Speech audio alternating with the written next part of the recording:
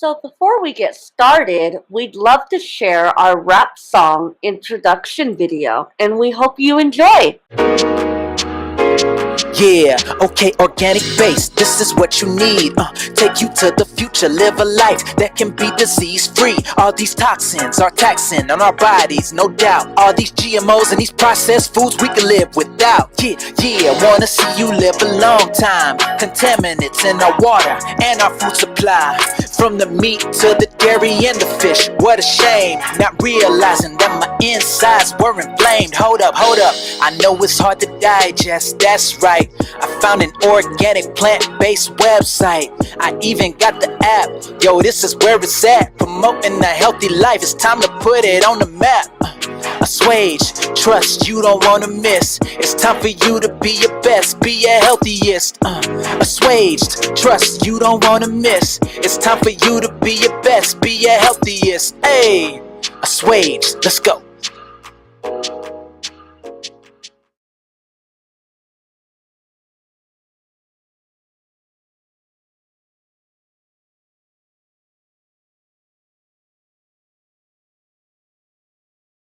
Welcome everybody to another episode of Assuaged Live Health Discussions. And we are so excited to have a large group of our students with us today that are going to be sharing information. And we are also featuring a special guest with us today. The slides for this presentation were created by Najia Jackson, Jessica Clanin, Angela Wagenhoffer, Taylor Yslas, Aaron Clarence, Kathryn Jordan, and Lydia Fox. We'd love to welcome our special guest today, the migraine diva, and her name is actually Jamie Sanders, and I am going to turn it over right now so that Kimberly can introduce us. Thank you very much, Jenny. The way Jamie Sanders expresses herself is the key to managing her migraine. Whether it's fashion, makeup, or hair, Jamie owns her unique identity, an identity which provides her an outlet for advocating for others with chronic disease or chronic illness. In this discussion, hear why Jamie calls herself the migraine diva and how it touches everything from her migraine advocacy to the need for self-care. Jamie says, I really try not to focus on what happened yesterday or what needs to happen tomorrow. Says Jamie, I need to reserve my energy for the 24 hours that I'm currently in. Thank you for that introduction, Kimberly. It's such an honor and a pleasure to be here to be able to talk about migraine and how it has affected me and how it has transformed my view of migraine, headache, and chronic illness. I've lived with migraine since the age of 2. I am currently 44, so that is a very long time to live with this disease. And it's progressively gotten worse as I've gotten older. And at first it was just, every month I would have an attack when I was younger. But now, since about 2008, I've been living with daily migraine as well as chronic daily headache. So I don't have a necessarily pain-free day. And that was very overwhelming. Most people don't understand that migraine is a severe disabling illness. It is an invisible illness, so it's a lot harder to advocate for yourself when you don't feel well, but you look okay to everybody that you encounter. So it becomes really, really difficult. And the stigma behind migraine and headache is so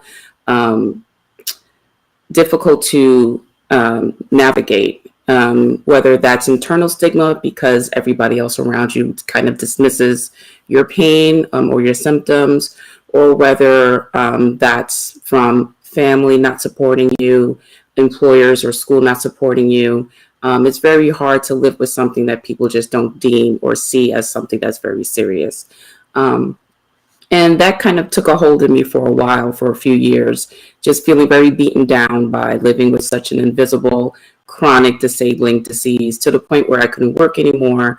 And it was really affecting my life, affecting my mental health as well. And I just came to a point one day where I realized that there is more to me than just this pain I'm experiencing. I'm more than just a personification of my symptoms. And that's when I decided to start my blog, The Migraine Diva, in 2011. And the reason why I started calling it that is because I've always been a big fan of makeup and fashion. And that's a part of who I am. And I was losing myself to my disease, to my neurological disease.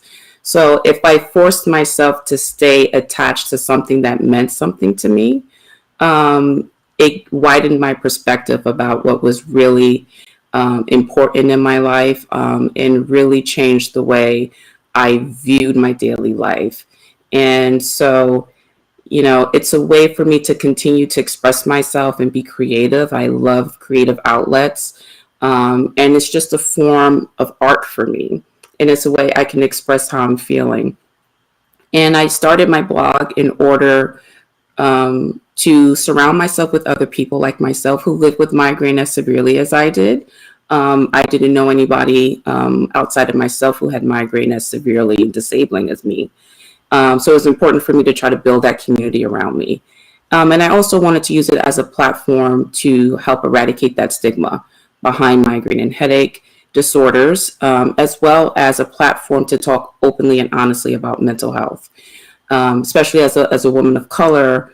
And I know in my community, in my family, mental health is taboo, it's not talked about. And I kind of wanted to break that cycle and release that shame and that guilt around living with depression and anxiety, specifically for myself being a suicide attempt survivor, and breaking that stigma of shame around that.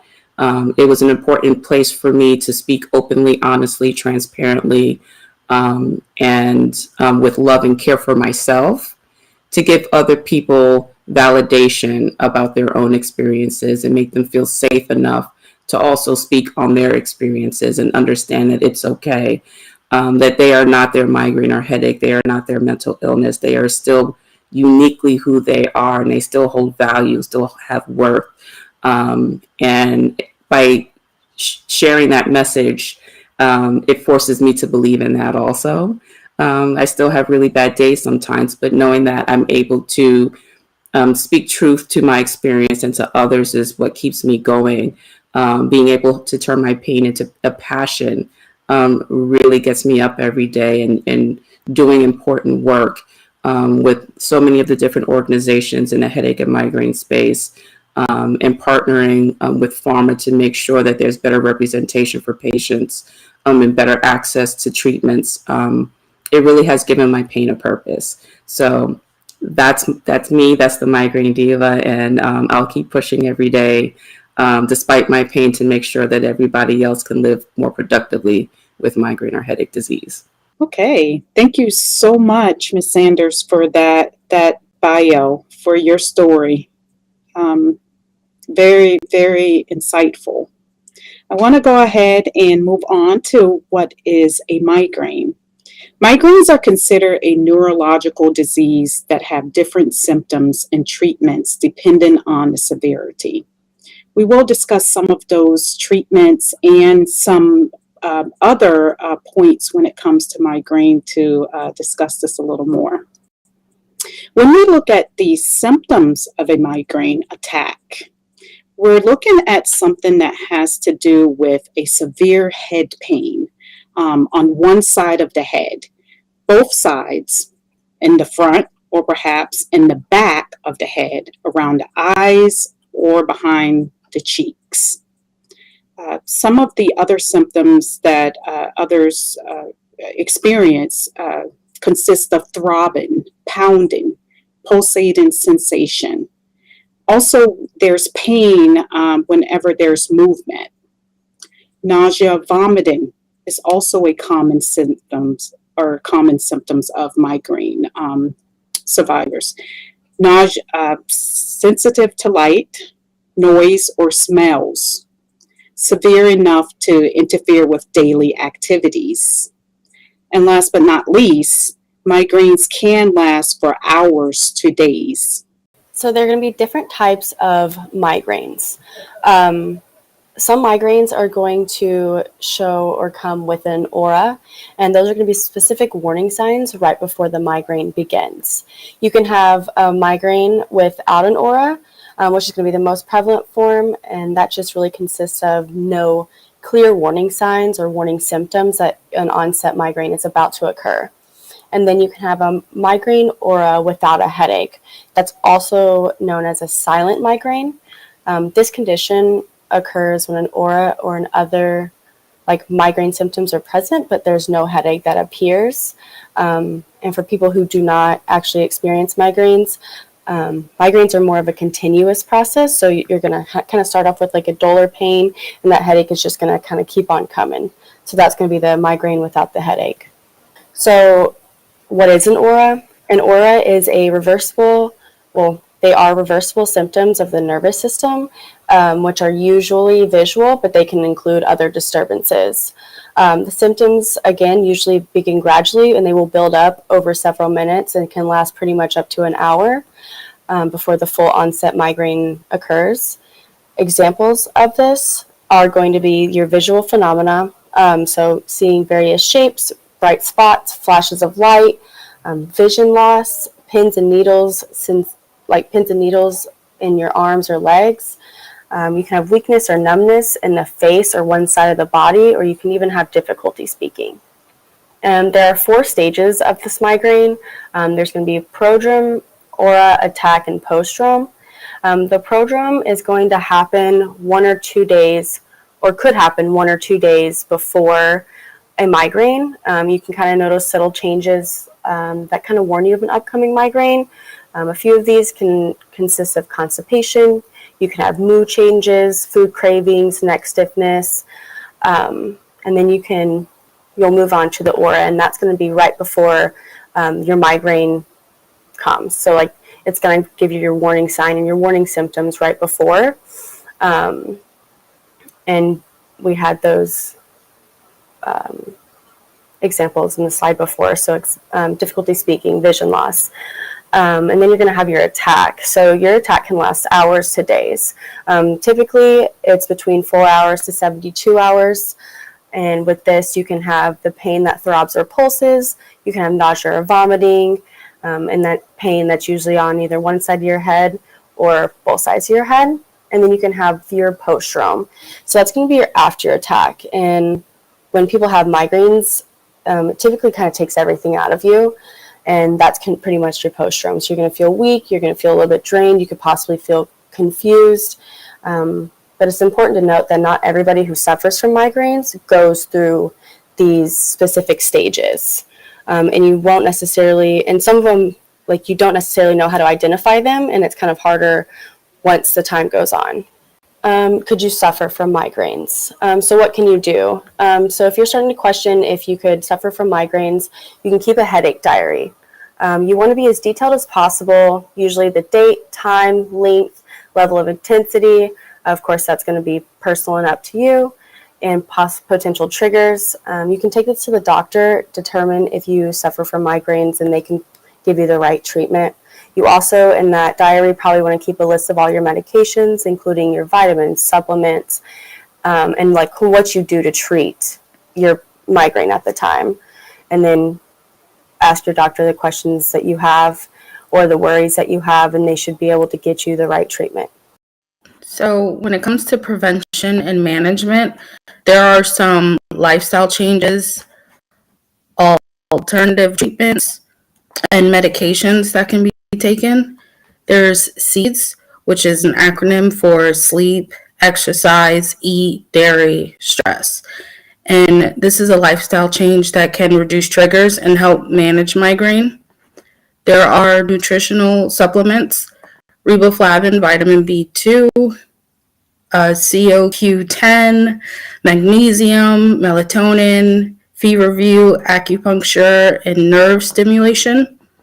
For medications, there's high blood pressure medication, anti-seizure medication, anti-calcitonin, gene-related peptides, therapies, antidepressant, miscellaneous medications, neuromodulation devices, and neurotoxins. Some food to lower the risk of migraines, because migraines may result from various food choices, which include sugary soda drinks like Mountain Dew and kombucha, alcoholic beverages like cocktails, champagne, and wine, aged cheeses, caffeine, artificial sweeteners, chocolate, foods containing MSG, cured meats, pickled and fermented foods, frozen foods, salty foods. When to get medical advice. If you experience frequent or severe migraine symptoms, you should visit a doctor. Try to avoid consistently or frequently taking the full recommended doses of medicines, as this may make treating headaches more difficult over time. Even if your migraines may be controlled with medication, you should schedule a visit with your doctor if you get them frequently, more than 5 days per month, as you can benefit from preventative treatment. So the statistics on migraines have roughly 39 million people in the United States living with them, but many of them go undiagnosed, so the number is likely higher than what's actually recorded. It's estimated that 1 billion people worldwide suffer from migraines, whether that be chronic or occasional, and it's ranked as the third most common illness in the world. With that, 8 out of 10 people who are migraine sufferers are women, so it is skewed towards the female population, but there's certainly, out of the 1 billion people worldwide, quite a population of men who suffer from the same illness. So it's very, very prevalent. With a support network, we have a chart here that kind of represents how to support someone who suffers from migraines. It consists of believing in them and believing them. I think that the two kind of go together, where you provide your support and you understand what they're saying, whether that's taking the time to look up terms that you may not understand that they're using, or just understanding the fact that they're going through something that you may not understand. Advocating for them. I know myself as a migraine sufferer, which I'll get into in a minute. I have issues with transportation, and having an advocate team that kind of helps me build a support network really ensures that I can get the best quality care possible. Recognizing and helping alleviating pain is one of the most important. Not ignoring your body, ignoring your symptoms. Your body is something that is going to give you feedback, and it's something that you have to listen to. Practicing patience and compassion is something that you have to do with both yourself and with others. So you can't be too hard on yourself for being unable to do something as you're suffering from pain. It would be the same as saying, I can't play soccer because I broke my leg and I'm a bad person because of it. It doesn't make any sense. These neurological disorders, these migraines, they're no different than any other disease or illness out there. So you really have to practice patience and compassion from yourself. And if you don't experience that from others, you need to kindly vocalize that and request that. And I've saved the best for last, not giving up. there is hope out there, not just in existing treatment methods and modalities. There's changes to your lifestyle that you may not have considered that could come up. Modern medicine advances every day. There's new pharmaceuticals out there every day, new treatment regimens every day. So holding on to hope is something that I think Ms. Sanders touched on very, very well. And I think it's one of the most important parts of chronic migraine sufferers is to make sure that you endure in the face of that adversity. So that support system that I mentioned consists of family and friends at your core. This is the smallest circle because it's kind of considered the tightest. They're the people that you're going to reach out to first. They're the people that you're going to kind of talk about with your opinions on. Let them, they're going to experience your symptoms. I know my wife has experienced firsthand enough of my migraine symptoms that she would probably be able to fill out my migraine diary by herself. Above that, you have a doctor and care team, and it's very important to ensure that they are just as informed as your family and your friends. Nothing should be left out when it comes to having transparency with them, because they're the ones that ultimately are going to be able to provide the best care. And then once you achieve both of those components, you have support groups that while you're going through the help that your family and friends are providing, that your doctor and your care team are providing, those support groups are going to offer additional suggestions, things that you haven't thought of, words of wisdom, and even better emotional support. Sometimes it's nice to just know that you're not alone. And we have a quote here about feeling alone that says, "Feeling alone can amplify the pain of a migraine. Having a support network can help you find the right treatment for you, express and share your experiences with others, and provide a sense of relief knowing that you are not alone." And that's absolutely true. Here, I'm not going to read my entire testimonial word for word as it sits on the screen, but this highlighted section about self-educating, persevering, and advocating for my own pain was something that meant quite a bit to me. I knew that I was going to have to learn more about it. I was going to have to self-educate on what migraine component style pain was. As someone who was in the military when they were injured and suffer from chronic nerve pain that causes migraines, I have two different types of pain, and the way that they were interlinked is extremely difficult to untangle and determine which one is which and what causes what. So it meant more than getting through it, and it meant quite a bit to say, I actually need to get to know it, become familiar with that. And going back to the support network, it's absolutely not something I could have done alone. My entire care team has helped me. I've gotten a lot of help through the VA, through self-advocacy and through the advocacy of others, despite being an invisible illness. I felt very alone getting started because I felt like I wasn't going to be believed. There was no proof that any of this was happening other than my own word. But realizing how popular, how epidemic this disease is, I realized how much help and support there was out there. So this is something that I think everyone should talk to their providers about if they experience it, and everyone should start to build a support network as soon as they start to see signs and symptoms. Okay, fantastic. Well, that was just tremendous information from everybody. So thank you for contributing on those slides. And now we're going to go to the question section. So I'll read each question, and then we're just going to turn it into an open discussion. So if anybody has any comments, other thoughts that they want to add to it, please unmute yourself and let's go around the circle and share some amazing information and more of your personal testimonies of exactly what you've been through here, because I think that's really what people can learn from.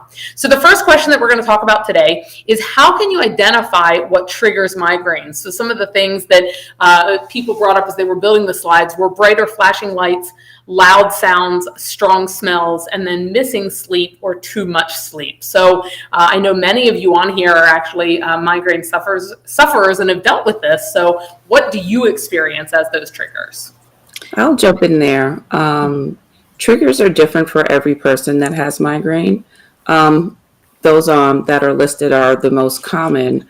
But another big conversation around triggers that we tend to have is that what leads up to the onset of that attack occurring might not necessarily be just one trigger, but a cascading events that led up to why that attack started.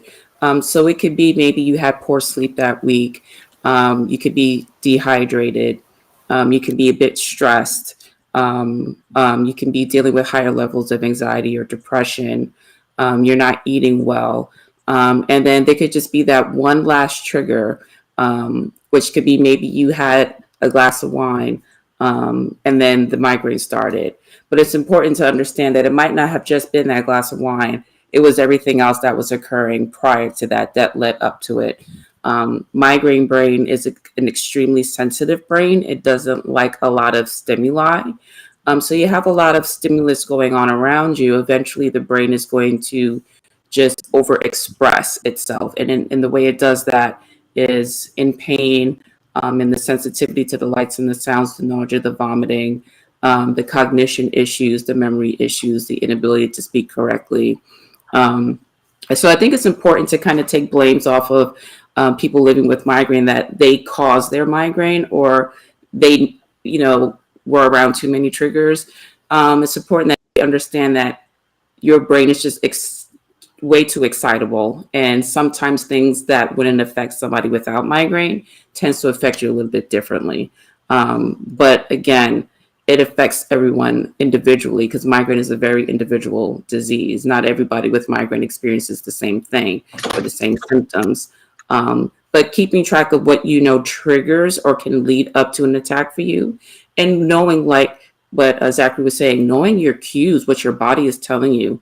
The longer you live with migraine, the more you start to find out immediately whether something is starting to bother you. Whether that, for me, my eyelid starts to twitch, and I'm like, okay, that's a sign. Before I didn't know that, but now I do. So if my left eyelid starts to twitch, I know I'm getting a particularly bad attack within 15 to 20 minutes, and then I can take my medication. So learning what those triggers are and how it affects your body and whether your body gives you cues about it being too over, stimulating or exciting for your brain, learn what that is, and then you can treat accordingly and probably have a better outcome with your medication as a result. So to her point, I can't agree more. I definitely think identifying triggers and identifying your own personal triggers is vital to learning how to adapt your lifestyle towards it. So for me personally, I grew up with headaches here and there, but I actually suffered from a lot of concussions when I played soccer in college. And so I had to learn later in life how to adapt my lifestyle into living with the migraines or living with my migraines. So more specifically, my triggers are I can't drink any type of wine, or if I have a severe weather change outside, and I live in Texas, so the weather is incredibly bipolar here. And my warning signs personally is I start to get a little bit dizzy, or light starts to bother me incredibly bad. And a lot of times what can also trigger it is me looking at a laptop screen or a TV screen too long. And so I definitely agree with Ms. Sanders that it's vital to be able to stay cognitive of your own personal triggers, and to kind of adapt with them. Awesome. I'd like to jump in. This is Kimberly. I do want to mimic everything that has been said in terms of Ms. Sanders, what she mentioned, Kathryn, and also Zachary.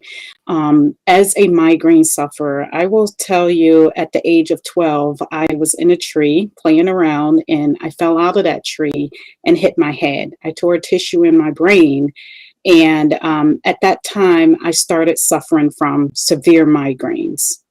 I will say that it is an individual type of experience, meaning that, yes, whenever the bright lights or certain smells, those did trigger my migraines. But something else that was pretty weird was getting angry.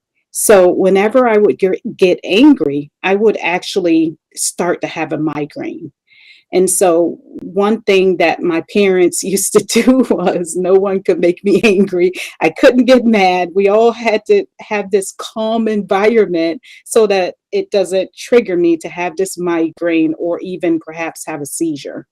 So I do want to say that individual experience.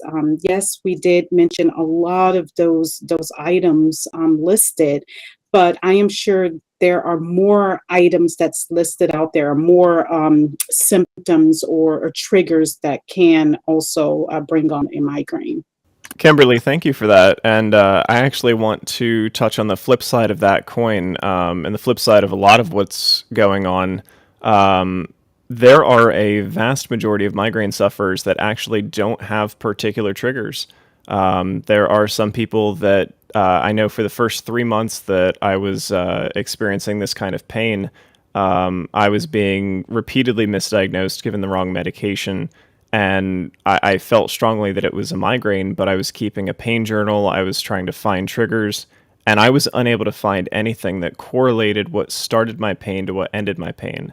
And I also didn't have the typical cycle where there was warning signs prior to a pain attack occurring. I would feel a minor pain and it would escalate to a major pain, and that was it. Once that was over, it was down to the recovery phase, and I waited for it to happen again. And that's persisted even to today. So I think it's also important to know that for anybody out there that suffers with migraines that can't necessarily identify a trigger, that doesn't mean that you don't have a migraine disorder. So that's another discussion that you can talk with your doctor about, because testing by treatment is certainly something that works, and it is certainly an option for those out there that have exhausted everything else and can't find a reason, can't find those triggers, can't find those causes. And although there are things that might add to it, as someone who suffers from chronic anxiety, I know I have a higher rate of pain when I am more worked up or have a lot more on my plate. But there's absolutely nothing wrong with investigating whether or not you have a migraine disorder just because you don't have particular triggers that set them off. That is so true, and I just want to interject that thought because I am a person who suffers from migraine, but I don't get triggered. So I don't have anything that will cause me to have a migraine. I literally will wake up and just have a migraine for the whole entire day. But what I've been doing that works for me is changing my diet. I've been incorporating blueberries and Arizona green tea that's been curing my migraine. So I always make sure to have that stocked in the house or by me, because I never know. I can be having a great day and then boom, I have a migraine. So I don't know, but I am medically diagnosed with migraines. I've had migraines since I was a child. I can't even tell you what age it was because it was so young, where I thought I was having a headache, but it was actually severe migraines. And again, I don't know my triggers. My doctors don't know my triggers, but I just make sure to keep my blueberries and Arizona green tea on hand, and I'm fine for the rest of the day. Thank you so much for sharing, Kia. And, I was born with a craniofacial disability. So I've had over 17 plastic surgeries on my face, and I was born without an airway in my right nostril. So I had muscle tension headaches for the longest time, and they would just knock you out cold. Like I couldn't even get out of bed. It would just knock me back into my bed. And I suffered for those for years. And then about 7 years ago when we went, plant-based, tried out the vegan lifestyle, I don't get headaches anymore unless I have high levels of sugar intake or kombucha. I'm really sensitive with any kind of food, so it can cause more than just migraine symptoms. So I try to be cautious of that.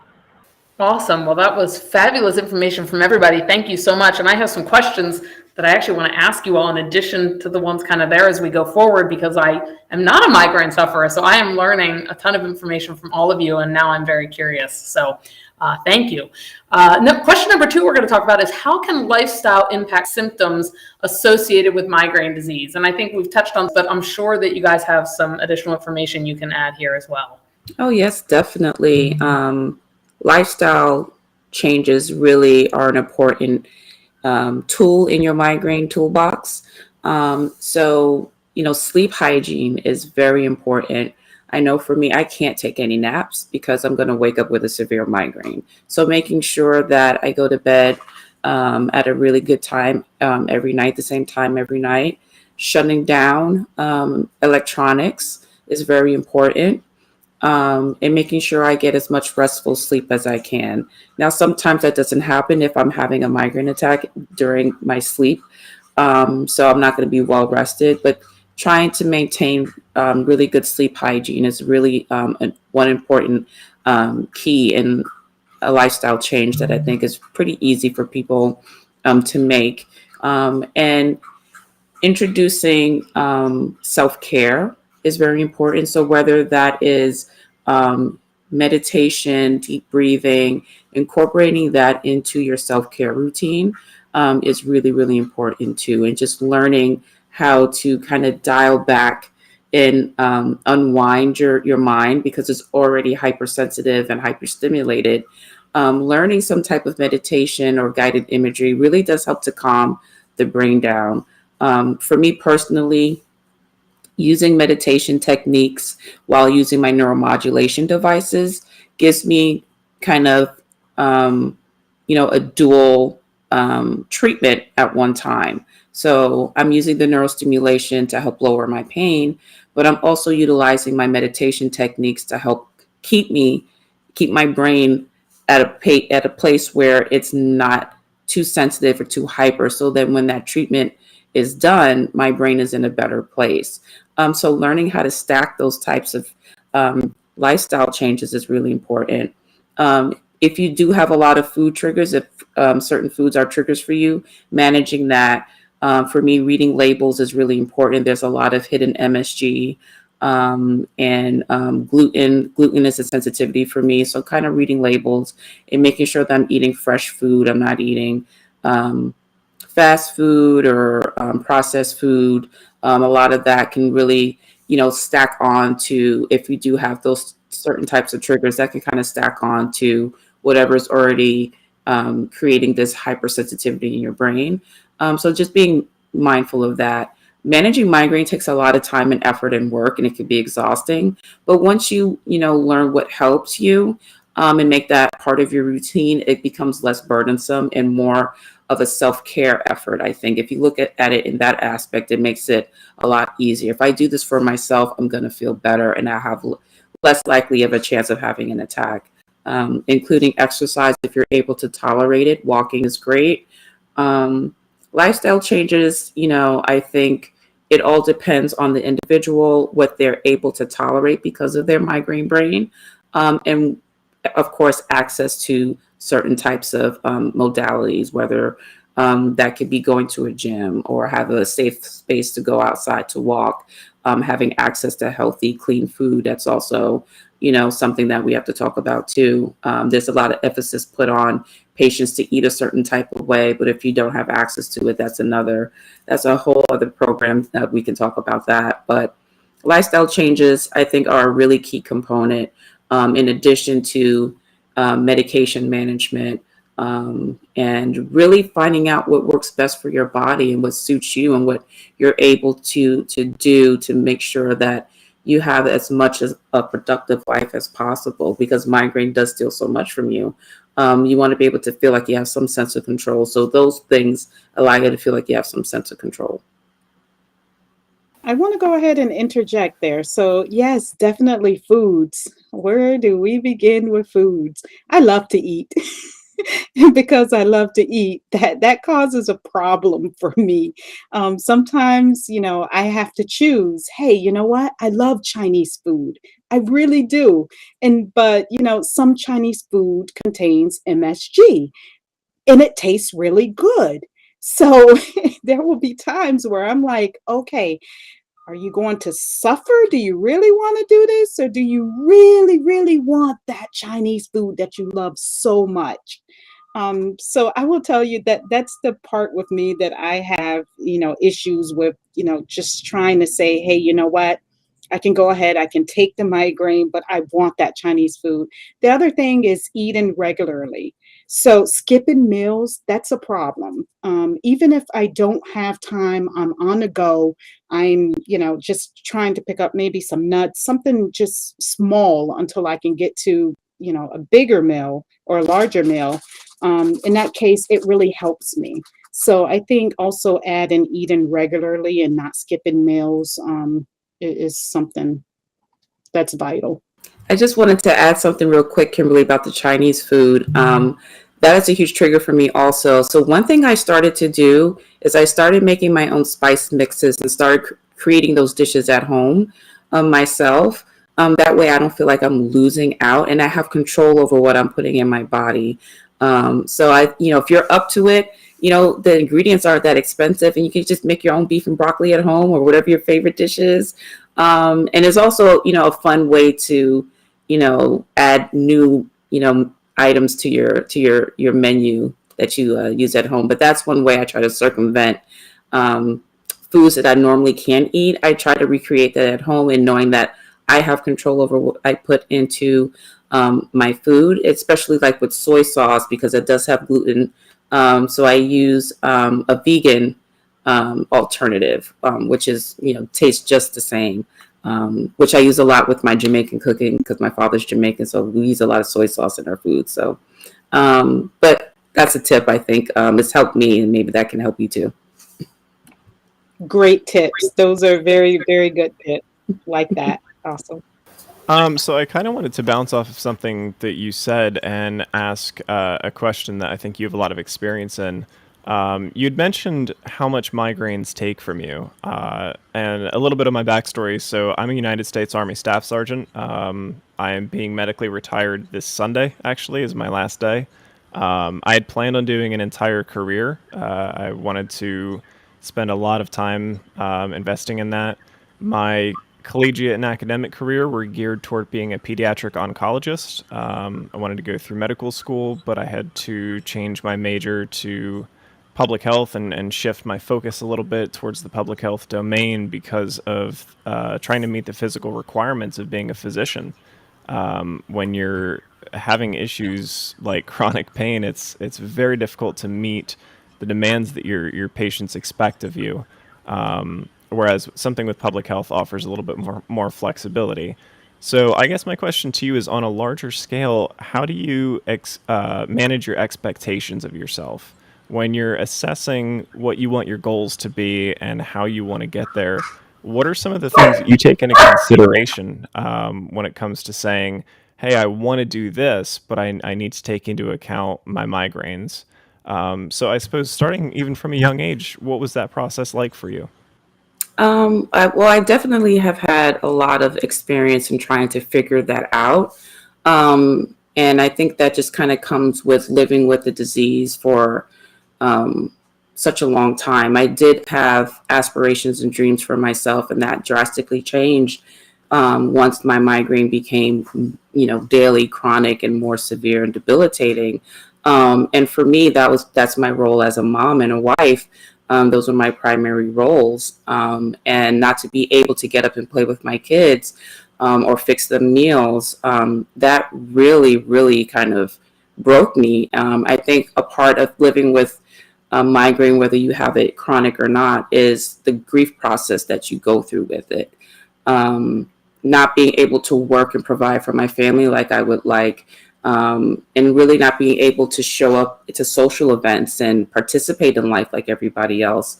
I really had to learn how to manage my expectation of myself, but really also take that guilt and shame and blame away from me because I did not cause this. So changing the way I looked at what migraine disease is, and more at what it has offered me. What it has offered me is a more close-knit family with my children and my husband. Because I can't go out to the movie theater and I can't go to restaurants, we would have movie night in my room when they were little, and we would have a bed picnic, and we'd just spread out our takeout on the bed and just have a good time. So it gave me more family time. It increased my perspective on what's really important to me. The smaller things matter, not the bigger gains. Because I have to take the small things because that's what migraine offers me a bit at a time. And I'm okay with that. And understanding that migraine, I think people that live with migraine are extremely empathetic, sympathetic people, very creative people. And knowing that we have these wonderful traits And when we work in certain spaces, we're able to affect change in a way that I think someone who doesn't live with this disease might not be able to, because we have such a connection to what loss is, what guilt feels like, what shame feels like. And we know we don't like that for ourselves. We want other people not to feel that way. So knowing that you can take your pain and turn it into whatever your purpose is, because all of us have it, really makes living with something that's so debilitating a little bit easier. At least that's what works for me. And I think everybody can kind of get there in their own way. Find what your passion is and, you know, what your strengths are. And migraine can't take that from you. And just know that you're still fully capable in that regard. Thank you for that. That answer means a lot, and I definitely appreciate hearing that coming from you. So thank you for answering that for me. Thank you, guys. So question number 3, what are 2 ways to approach the treatment of migraines?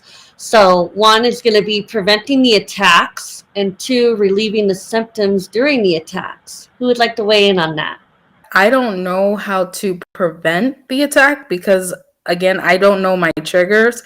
But by keeping the blueberries and Arizona green tea by me, that helped me to alleviate the attack right on onset. If I wait too long or try to rest before doing that, it doesn't work for some reason. And then I end up have to take some medication for it. But if I catch it right dead on, soon as I feel it, I can properly cure myself without medication. I think the bigger picture on that one is just find something that works for you and stick with it. For me, I get a series of 14 injections every 6 weeks. They go down from the bottom of my shoulder blade to the top of my scalp. It's called an occipital nerve block. And for me, that can help prevent some of the more intense flare-ups. And then I have emergency rescue medication for when things get bad.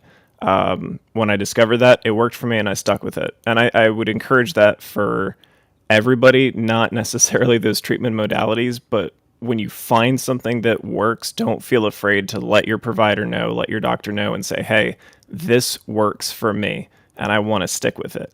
It goes back to being your self-advocate. And I think that's a critical part of migraine management. I agree. And I definitely think it's all due to kind of managing your pain and keeping your pain level at a manageable level to allow you to succeed throughout your day. I also have a misfiring occipital nerve. So I get an injection, but what really helps me is I always put like an ice pack at the bottom of my head, kind of like where my brain stem's at. And so again, I think it's just personal management. So our last question of the day is going to be, can migraines occur naturally without any triggers? What do you guys think? How about you, Jamie? We'd love to have you close our call, and thank you so much for all the amazing input you've given us today. Sure, absolutely. Sure, migraine can occur without any trigger. Again, we know what the base symptoms are for migraine, but it doesn't apply to everybody. Migraine simply is having a hypersensitive, excitable brain. And so it's just you're going to have an attack. And those of us that are influenced, where our brain is influenced by triggers, it's going to exacerbate that. But you can definitely have onset of migraine without a trigger. Because again, it is a neurological disease that is impacted by external or environmental triggers or issues that occur. Or, not everybody experiences that. But again, you already have this, this brain that does not like anything going on. And so, yes, definitely that can occur. But I think the most important point to make to close this out is going back to a lot of the things that Zachary was saying when it comes to support. Having that support around you with your close family and friends is very important.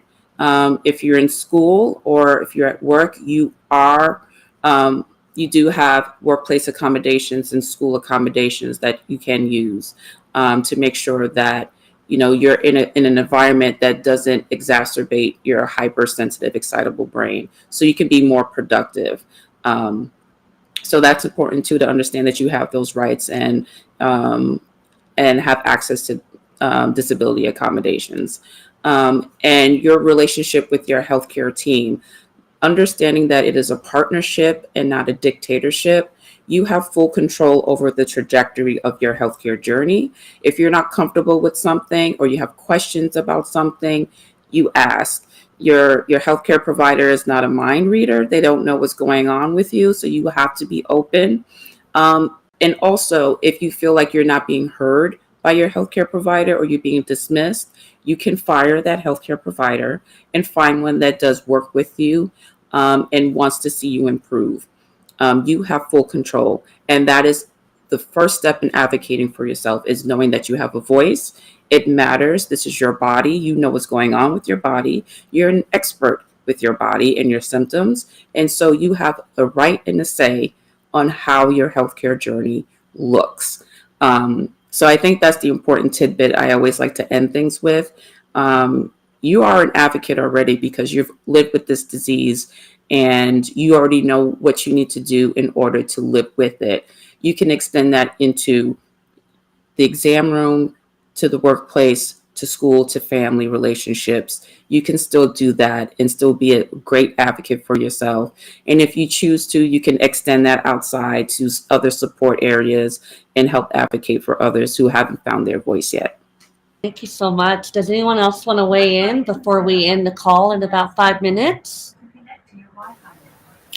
All I would like to say is, again, thank you to Ms. Sanders. And I know how much it really means to kind of all of us that you would take time out of your day and just kind of time out of your life to really advocate for this misrepresented or misunderstood population. I second that. Thank you so much, Ms. Sanders, for joining us. Our team of students are so grateful.